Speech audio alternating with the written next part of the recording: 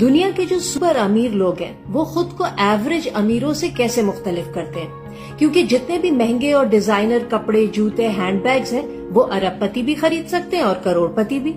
ایک T V series ہے succession, اس کا ایک سین ہے جس میں ایک ارب پتی کی برتھ ڈے پارٹی میں اس کا کزن اپنی گرل فرینڈ کو ساتھ لاتا ہے۔ اس گرل فرینڈ کو لگا اتنے امیر کبھی شخص کے گھر جا رہی ہوں، وہاں مہمان بھی ہائی سوسائٹی والے ہوں گے، تو وہ $3000 کا بڑا سا پرس لے کر وہاں پہنچ گئی۔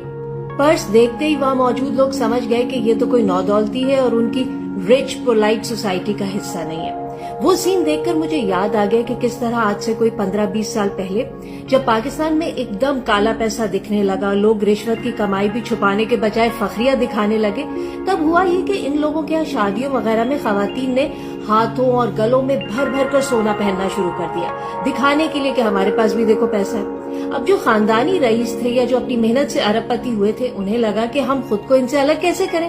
تو ان کی شادیوں میں خواتین نے ہلکا پھلکا سلیک اور ایلیگنٹ زیور پہننا شروع کیا، لیکن ڈائمنڈ کا۔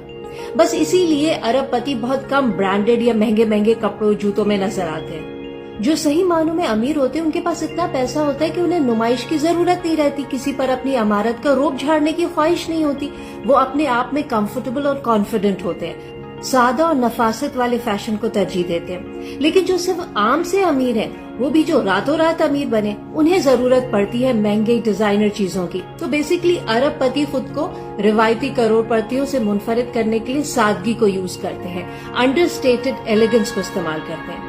وارن بوفے ہوئے، Elon Musk, Mark Zuckerberg, Bill Gates, Steve Jobs, یا پھر ہالی ووڈ کے بڑے بڑے ستارے یا مغربی شاہی خاندانوں کے لوگ، یہ سب دیکھنے میں سمپل نظر آتے ہیں۔ جو درمیانے امیر ہے وہی گوچی موچی، ورساچی، بربری دکھا دکھا کر پہنتے ہیں، ایسے مہنگے ہینڈ بیگز اور جوتے کپڑے استعمال کرتے ہیں جن کا برانڈ دور سے پہچانا جائے، سب کو نظر آئے۔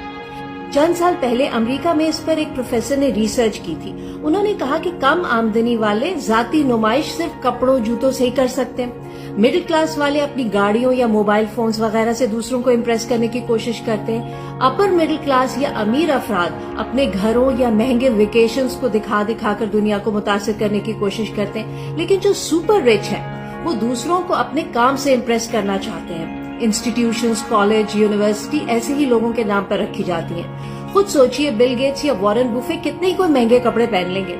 پھر ایسے مفکرین بھی جو کہتے ہیں کہ یہ اصل میں الٹا ہوتا ہے، مطلب غریب اس لیے غریب رہتے ہیں کیونکہ وہ نمود و نمائش پر پیسہ لوٹاتے ہیں، مڈل اور اپر مڈل کلاس والے اپنے لائف سٹائل کو مینٹین کرنے پر پیسہ لگاتے ہیں، لیکن سپر امیروں کو اس بات کی کوئی فکر نہیں ہوتی کہ دنیا ان کے بارے میں کیا سوچتی ہے، اس لیے وہ بڑے بڑے کام کر لیتے ہیں۔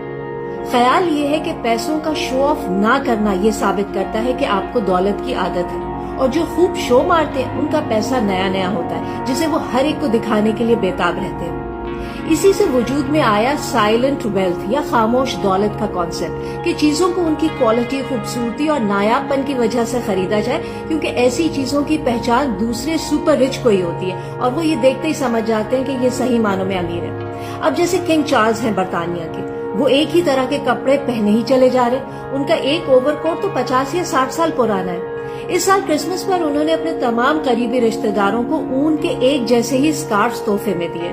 قیمت بھی کوئی بہت زیادہ نہیں تھی، لیکن یہ اسکارفز کیمپین فار وول کی علامت ہے، جس کا مقصد ہماری زمین اور سمندری حیات کی بقا کی خاطر قدرتی اون کی اہمیت کو اجاگر کرنا ہے۔ آج کل بہت ہی ہائی فائی فیشن شوز میں بھی ایسے کپڑوں کی نمائش ہونے لگی ہے جو چیختے نہیں ہیں، سرگوشی کرتے ہیں۔